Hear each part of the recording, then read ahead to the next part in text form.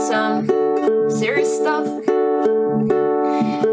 music related or unrelated. We just want to be smarter.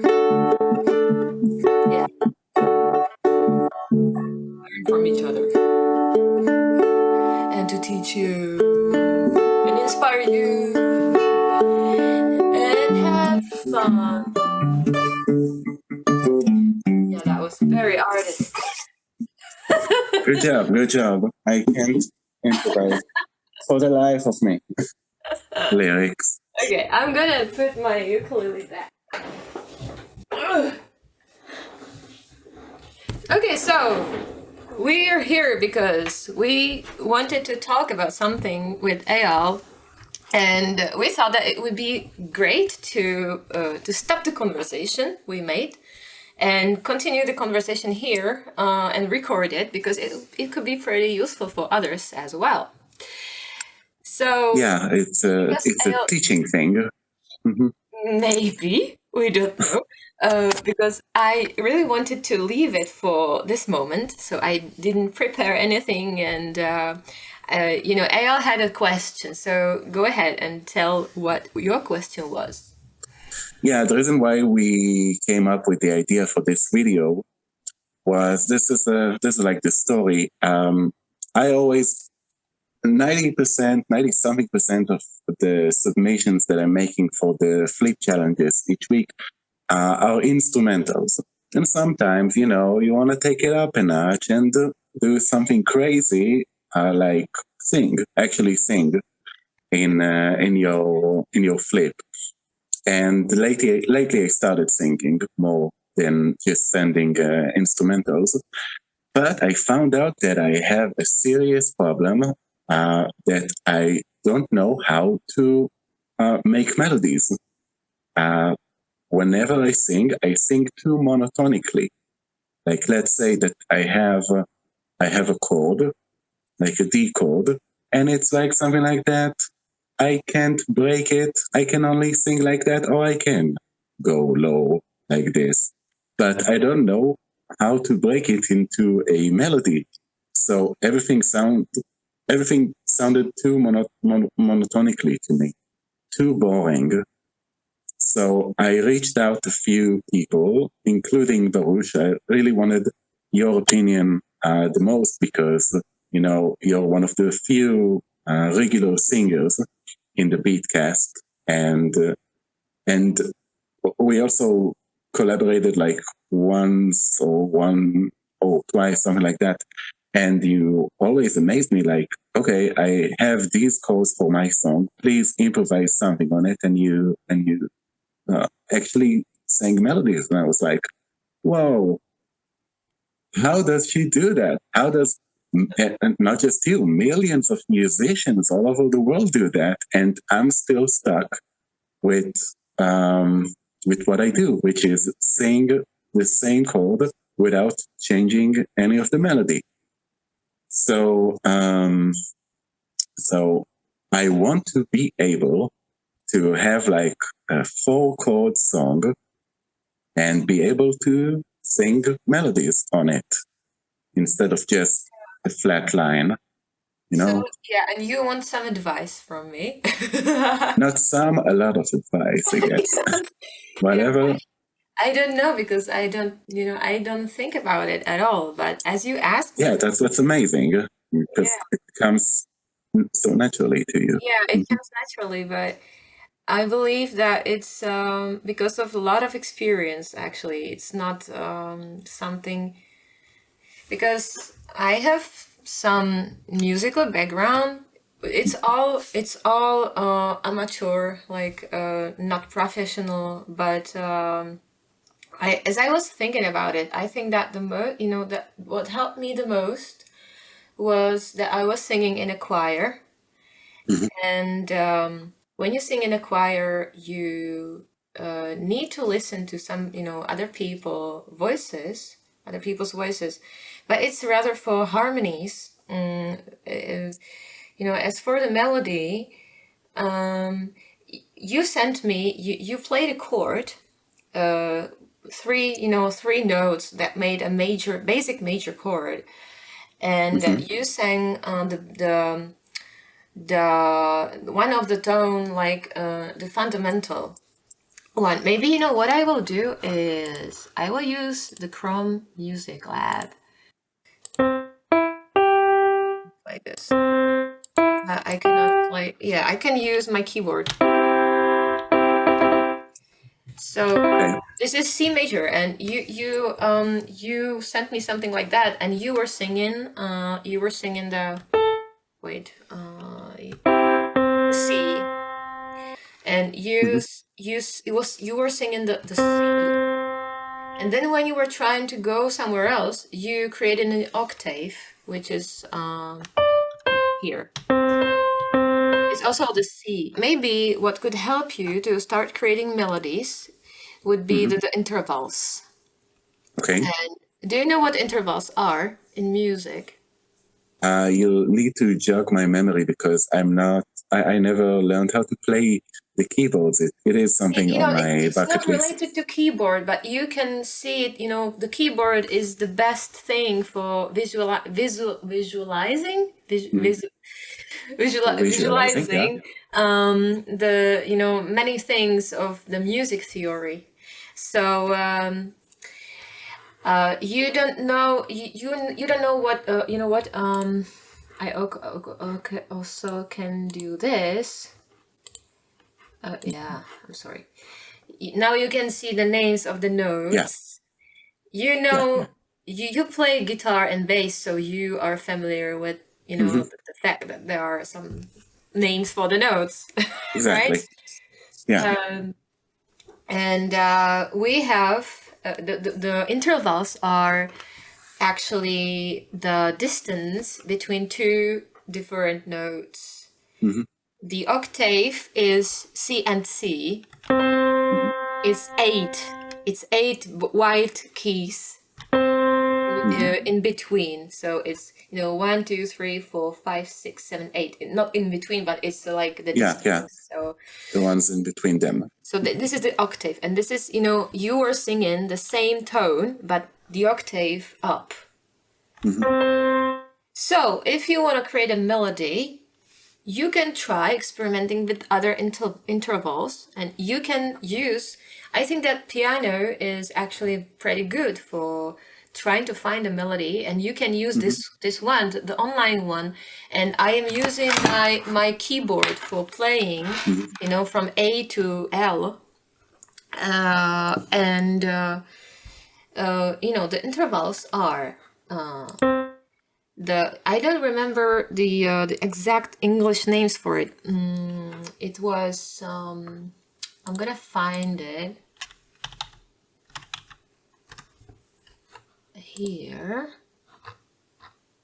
Yeah, it's unison, second, third, fourth, fifth, sixth, seventh, and octave.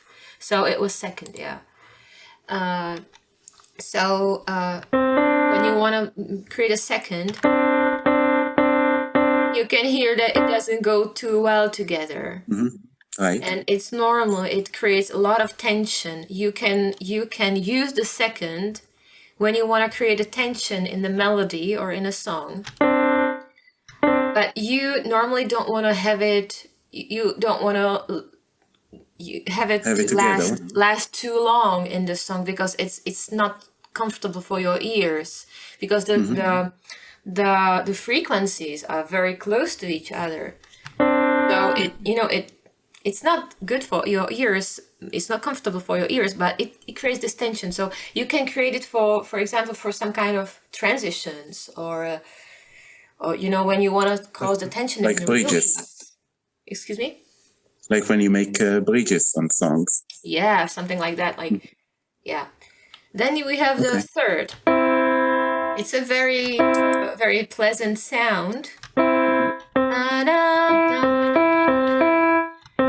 So, and you can use it when you wanna make some very happy song. Okay. But I don't like the third too much, because they are a little bit dumb, so to speak. A little bit what? Dumb? Like stupid a little bit. Yeah, okay. Be careful with the thirds because it can be a little bit like it sounds like a folk music, very you don't know the Czech folk songs, but it can sound a little Not bit. yet. Yeah. Mhm. So But they do that. this is a Czech carol. So you hear the sound. It's pleasant, but it's like a little bit. You know what I mean? Annoying. Yeah. Too upbeat, too silly, too nothing that I would Like normally childish, little bit, do. little bit childish. You can definitely use it. So you can sing like na, na, na, na, na. You see, you are just alternating two different intervals, and I already created a melody. And when you have the C major, you can see that the third is the first half of the C major. And the second half of the C major is another third. Then So what you're saying is basically going through all of the keys between the two octaves of the chord that you're playing and just hear what sounds best. Yeah. And go with that.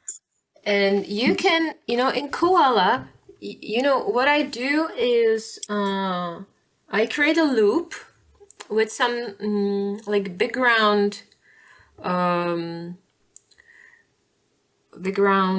sound or composition, whatever, and then I am just singing over it and trying. Or sometimes I also go to the piano, to the keyboard, and try to play something, and when I like it I just record it. So okay, well, I will definitely need to use the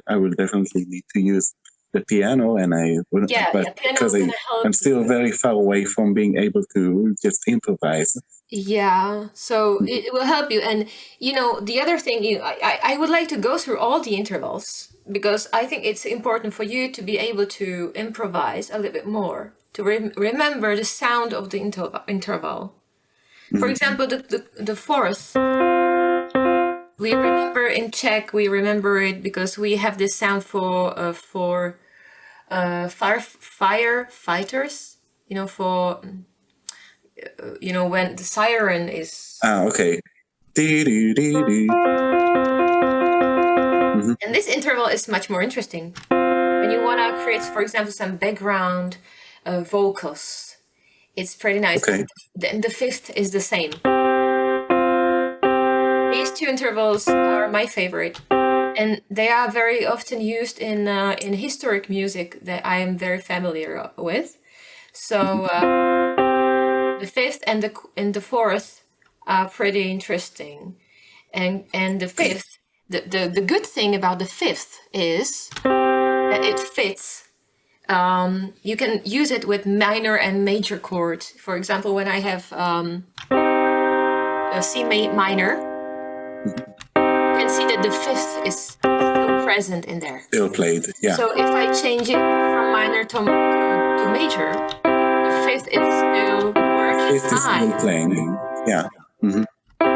So, because you can create chords like this.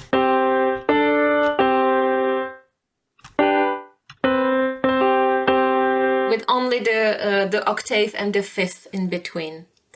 And it fits both major and minors, and it works great. So I really like them. Then the sixth and the seventh is not much used. Sixth and seventh. It also creates the tension because it's actually this. Yeah. Yeah. It only sounds better when you're playing the lower C and the seventh, rather than the seventh and the high C. When you play together, so when you don't want to sing it together, it can create a very interesting and very unusual melody. For example. Right.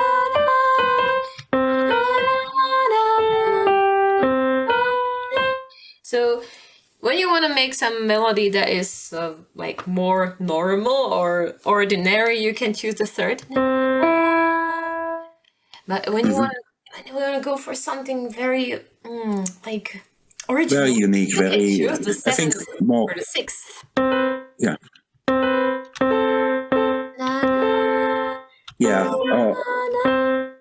Yeah, I don't understand. I don't understand a lot about piano playing and keyboards and all of that. But definitely, when you give that example, I can think of many songs that that we all love that use these. Yeah, and this is what I was about to say, because you can when you what will help you for, you can definitely use the keyboard. You have the keyboard in Koala, so you can use it there, or you can use this kind of keyboard here, and this is gonna help you. But if you want to be able to improvise or be more free, it will help you to remember the sound of the intervals. Yeah. And what will help you actually is to find an example of a song, for each of the interval. I was doing it with the folk songs that that we learn at school, but you can also do it with some pop songs or whatever you know, and you can try to find on each interval a song that starts with this interval. For example, what just came to my mind, the second, and I will always love you, and this is the seconds,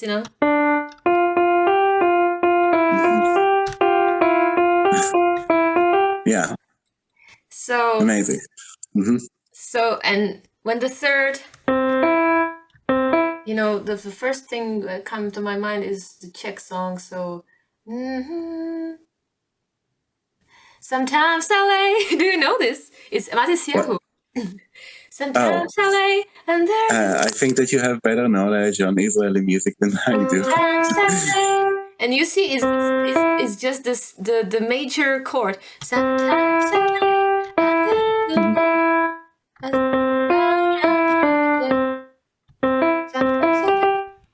and so on and so forth. So you can find the song, and that can, and also you can, when you listen to the songs. I'm sorry.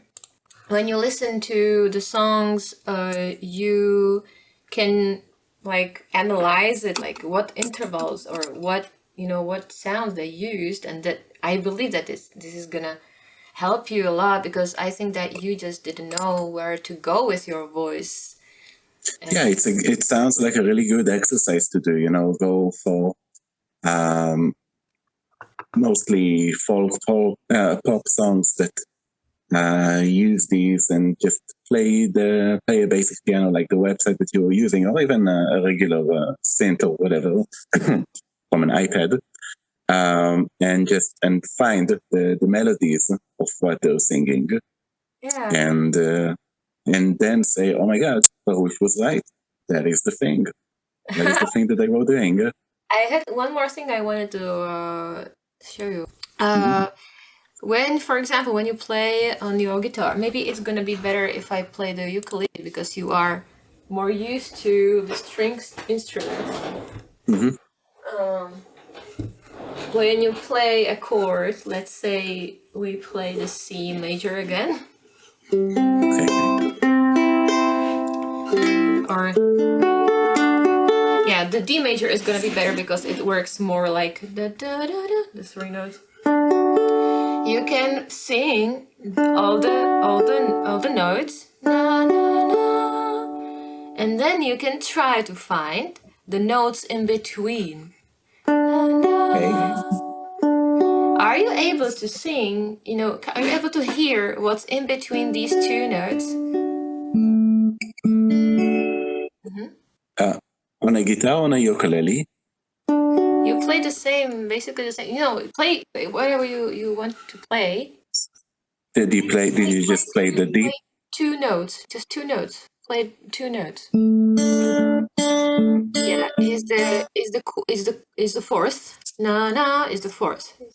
Okay. And there are like there are more tones than two, but there are two whole tones in between. Can you sing them? Are you able to? You mean the tones that come between? Not necessarily just if you can la la. Yeah, and in between. Okay, between them there's la la la. Yeah, there you go. You actually Okay. sang. You actually sang. Yeah.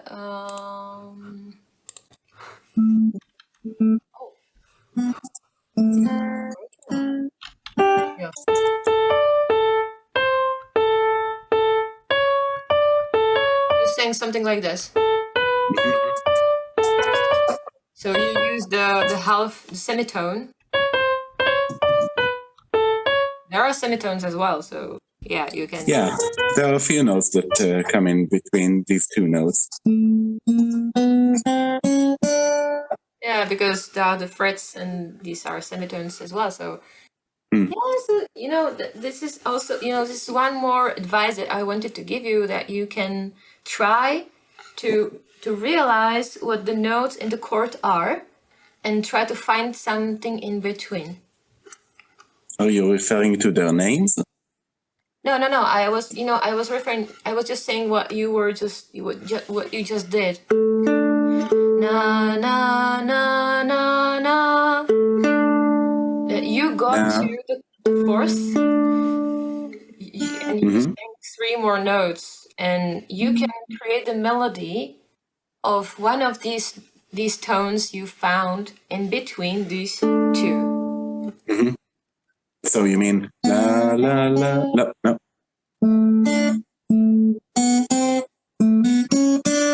Like this and that. Na na. Mm-hmm. Because okay. La la la na na, and now I'll play the two.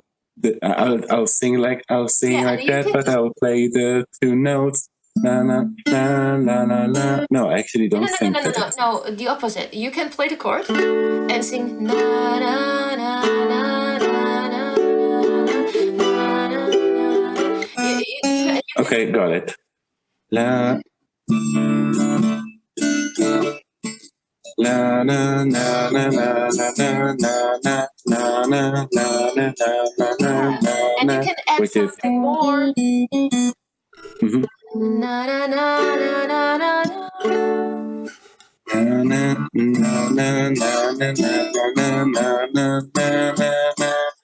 there you go. It works pretty. Wow, amazing. Yeah, it works very nice. Yeah, cool. Yeah, you just needed to get out of the fundamental tone and to realize that there's more tone that you can go to, and it can work, or it basically it doesn't work when it's out of key, or where there is a lot of dissonance, which is basically a lot of like too much combinations of tones that are not in harmony, or the seconds. The seconds are fine if they are used very in a very careful way. I mean, like so you have to be careful not to sing the wrong notes. But when so you it wouldn't sound too stressy. Yeah, when you are not singing it, I mean, like you can play the chord. Na, and it sounds, but it leads you to go to do something like na na na na na. What? Na, na, na, na, to release it a bit, the second that is created the tension. So you go to another chord that releases the second, because here I don't know even what it is. Now it's not creating the second, it's creating the fundamental tone of the chord. You know what I mean? No, I don't know what you mean. It breaks the it's like switching to a different part of a song. No, it's not necessarily you play the D and then you play the chord that your fingers are right now on the ukulele. I meant like, when I play the D major and I sing, what is it actually? I don't know. It's C sharp. So when I go to C sharp minor, it doesn't create the tension. Wait, I will show you on the piano. It's gonna work better. I played the D major, and I was singing the C sharp. C sharp, which you see that it causes a lot of tension because it's close to each other, these two notes. And then I was still singing the C sharp, but I switched to C sharp minor. Yeah, and it sounded good. And it sounds better because it fits the chord. So it released the tension. So I released the tension by playing just the C sharp minor.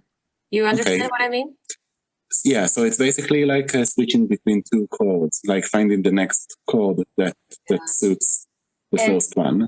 Don't think about it. Like, don't try to understand whether, I don't know what chord to play right now, but just listen to it. You can listen to it very well. So it's just about, why I'm showing this to you is to be braver, to be brave, to try like new, don't be afraid to try the notes that sound dissonant or weird. Yeah, that doesn't make a lot of sense. Yeah. I also come from a world where I like to tune my guitars differently. Not like have the usual E, A, the E, A, D, G, B, E, like that. Like, but change the strings in a way that it will create something like D, E, E, F, G, D, D,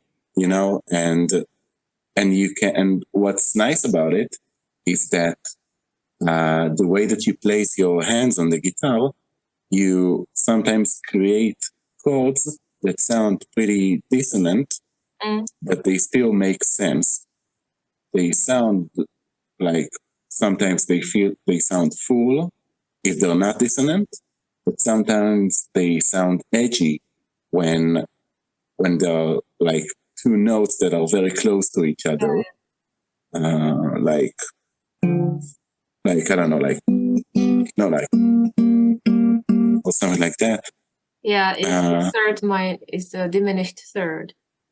Okay, so like instead of like, which sounds cool, then you do something like. It reminds me of Sixpence None the Richer. Do you know them? Yeah, I know 2 songs that I believe they use a lot of this actually in their songs. We can play. I will definitely put the link on some of these songs in the description of the video because I always remember. Oh yeah, I know what you mean. Particularly maybe the Kiss Me song with Kiss Me. Yeah. It's very known from them, but now that I'm singing. Yeah. Now that I'm singing the song in my head, I understand what you're saying. Yeah, it's exactly that. So they can be very inspiring in this matter because they have even more songs like this and more experimental, and they use the guitars in this way, and the Nash who is singing over on top of it, he also goes in these harmonies that are very interesting. Our Sixpence, not the Richer from Czech. No. I'm now remembering that like on Kiss Me they had that transition between the chorus to the verse, and it went like like with a melodic, I think, and the bass or the acoustic guitar went like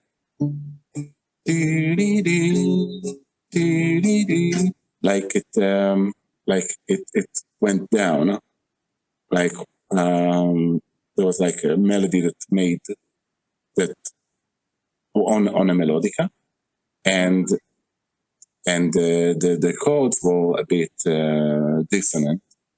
Yeah. You're totally right. I'm now picturing it in my head. Yeah. But do you want to go to one of the examples that I sent you? Yeah, exactly. This is what I was about to say, because I was wondering what you wanted to tell. Okay, so this song, it's called My Gmail Storage is Almost Full. It doesn't have a hidden meaning. It's actually about my Gmail storage almost being full. It's a song that what I did there was, it's basically a one chord song, and which is the D chord. And the way that I sang there, the verses were very flat, like very, very monotonically, as I said. You know, it goes like, my Gmail storage is almost full, it's on 95%, and that ain't cool. And I was like, I wasn't able to break that. I wasn't able to sing the melody of that. You can start playing it from around 53 seconds into the song. It's where I start to sing, and you'll understand better what I mean.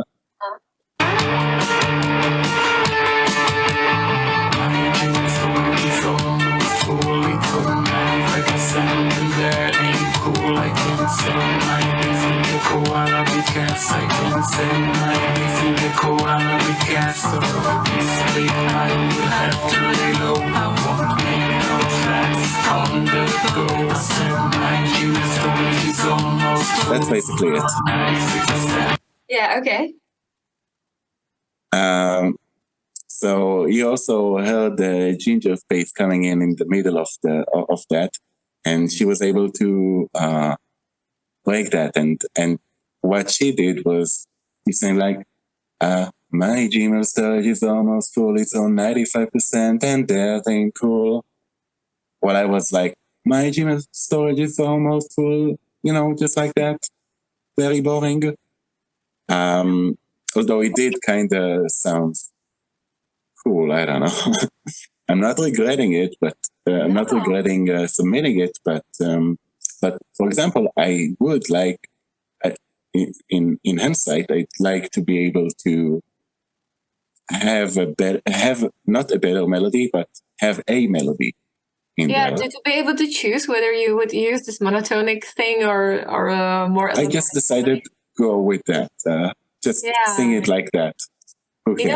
Sometimes I think it's good, because sometimes we need, when the melody or the song is very minimalistic and simple, it also can be very powerful. I remembered, I saw a video. I used to watch some videos about some popular songs or something. It's been a long time ago, but I remember somebody mentioning one song, but I can't remember the artist. Was the thing was the what is it? Don't Stop, he said in the beginning. Yeah, something like that.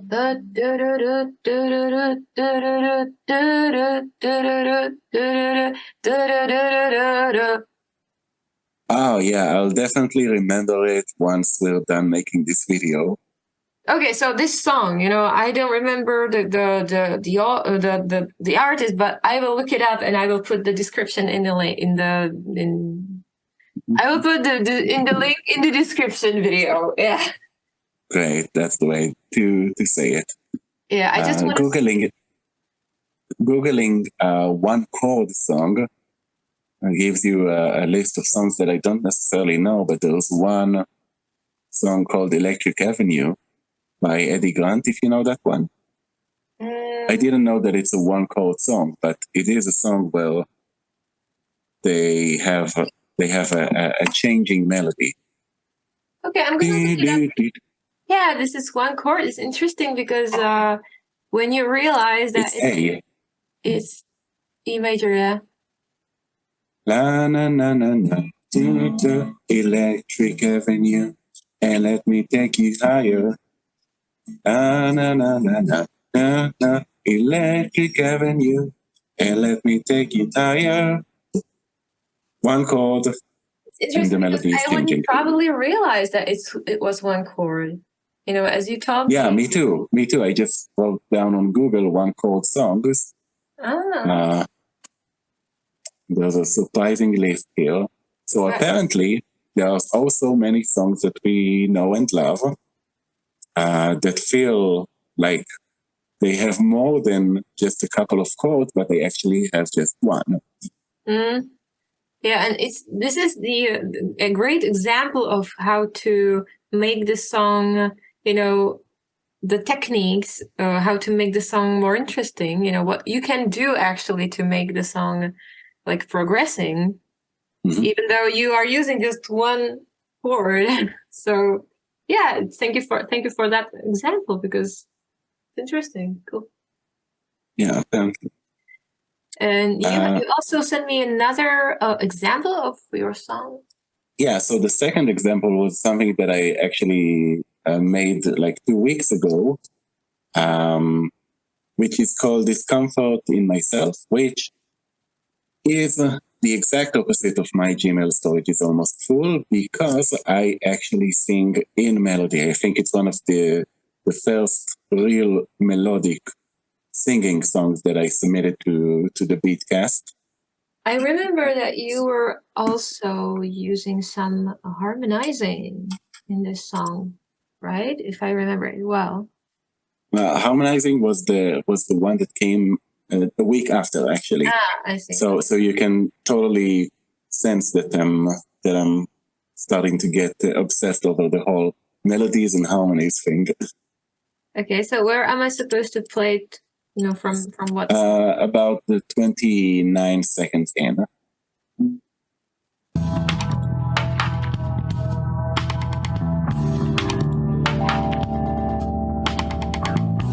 It's always been this way. The words we cannot say. To tell what's on our minds. We leave what's left behind. Okay, so this is one part. And now on 1 minute and 30 seconds in, it's the whole song is just 4 chords. And I also changed the melody on the second section of the song, if you'll go to 1 minute and 30 seconds in. And lately I've been in discomfort with myself. In a room that's full of people, sitting by myself. That's basically it. And lately... So the chords were... Well,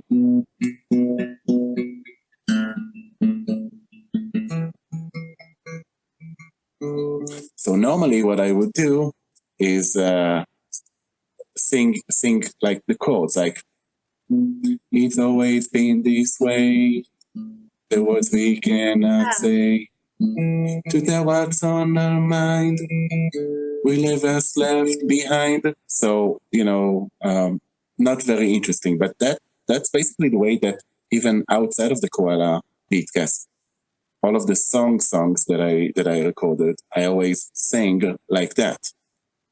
And this time I actually break the chords down into the melody that I'm singing. And I didn't sit with any keyboards or anything. This is like a total improvisation of the melody for me. I think it's very interesting to see that you are a bass guitarist. So that your way of thinking about the melody comes from this experience, you know, where you play the bass line. Yeah. right? Because you called it exactly. chords, Like but right now, I didn't play the chords, but I played the bass notes. The bass didn't actually go like that. By the way, I also have my own tip for people who want to create melodies who are familiar with playing the bass. Because when you play the bass, you don't always stick to the same notes. Like you don't always do. Sometimes you also you expand it. You go like do do do do do do do do do. it's similar. And when you break the bass, not break the bass, they are expensive. When you break the notes that you're playing on the bass into the melodies, you can sing exactly what you're playing on the bass guitar. Mm. So you can sing something like that when you play the bass note, when you sing the notes that you play on the bass. Because it's breaking the chord, the notes. Yeah, it's a Or in good a guitar. approach. Yeah, it can be pretty helpful, I think. But I'm not sure. I'm not sure whether it's like correct to sing the same thing as the bass is playing, but probably No, but it can on purpose sometimes. No, it doesn't necessarily have to be like that.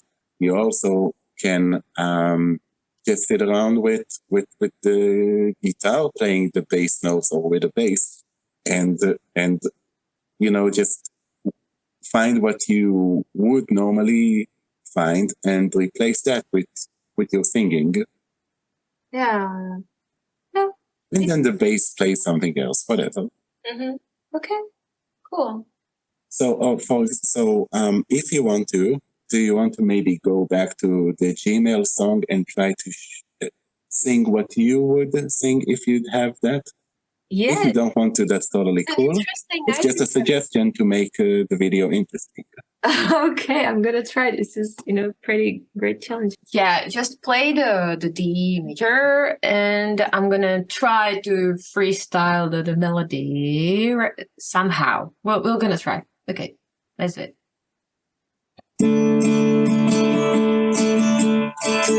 Gmail storage is on 90% and cool, and I send my beat to the beat cat. I can send my beat to the beat cat. So this week I will have to let it low.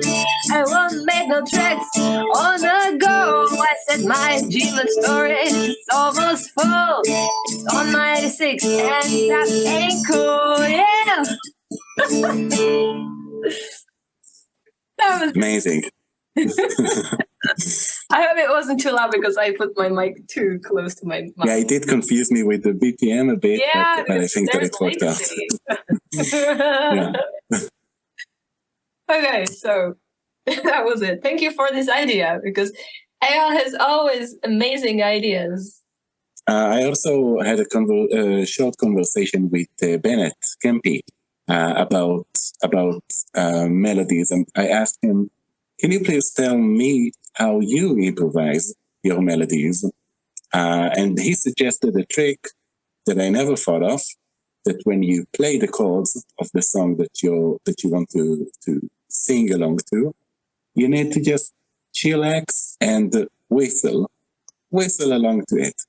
And then you find like the very micro notes that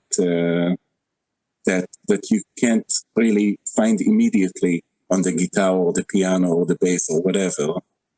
And when you find these notes, you just translate them into a vocal melody, and then you have the Campy sound, basically.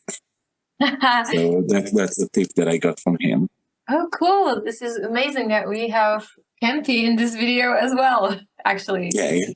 And he is definitely one, he is the most significant singer here in the community. So I'm very glad that you brought it up, because, yeah, thank you. Yeah, I don't know if you know that, because you came to the podcast only like, I guess, half a year ago, something like that. Campy Yeah. was okay. Campy was the first one who actually sang. Mm. So he brought something new to the community, and we always joke that and say that Campy invented singing. Just a silly little thing, yeah. Like you normally whistle and improvise to songs that are already exist in the universe, and sometimes you find new melodies. It's interesting because I don't do that often, but I think that many people are very comfortable with whistling, and it's maybe more safe or comfortable for them to whistle than to sing, because singing is always like more, you feel like more ashamed a little bit, like more embarrassed with vocalizing. Okay. So maybe I don't know. I don't whistle that much, but when I do improvise. Yeah, for many people it's difficult to use their voice, so whistling can be like a bridge to using their voice. It's a good thing, good tip. Whistling is also a good thing to put in your songs to add like extra instrumentations there. As you made me to sing with your song, I remembered something more, which we can show in Koala. Koala is great for that because we have all kinds of scales in there. So the major, the minor, the Lydian, the other culture, chromatic. Yeah. So I'm gonna share my screen right now. So here is it, and I'm gonna record a very short sound, like doot doot doot doot doot. Can you hear it? Yeah, perfectly. And if we go to the sequence and choose the tone to put it into the keyboard like this, you can see the pentatonic here, which is actually the scale which allows you to combine all kind of all the sounds that are within the scale together, and it always sounds good. Okay, there is a latency, so it's good. Actually, no, my kalimba uses this pentatonic tuning because it allows you to play freely and you don't have to think about it. Oh, great. I have a kalimba where I always have to overthink how I play it because sometimes the sounds are too dissonant. But I didn't know that there are pentatonic kalimbas out there. Maybe you have diatonic or chromatic, but the pentatonic is like chromatic one for playing. And this is also the default settings in Koala.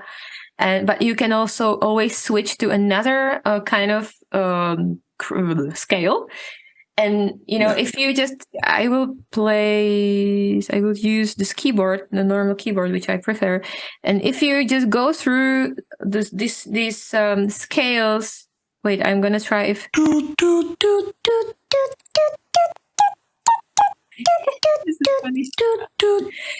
Sounds great. Yeah, and you have the melody straight away, and you can go through, and it's very interesting because these scales comes from different cultures and history, and you can also make some research, where these scales come from and what the original music sounds like, with the scales. Major, let's try the hexatonic. It sounds fancy.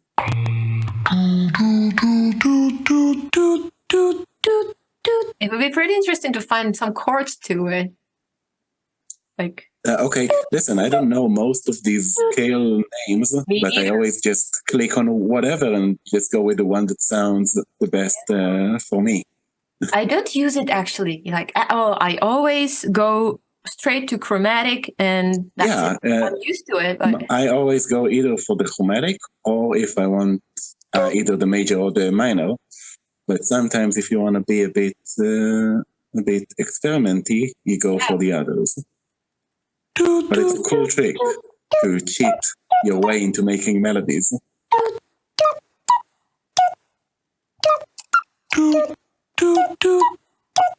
Yeah, I think that this is very helpful for interesting melodies. Yeah, for sure. I would like to learn more about different scales because I see, I can hear myself to tend to use this little bit Oriental ones, but I would like to try something new. So this is I'm very happy that I have this thought. Yeah. Wait, I need You're brainstorming with yourself, and now you have more ideas for the future. Music. Yeah, music to my ears.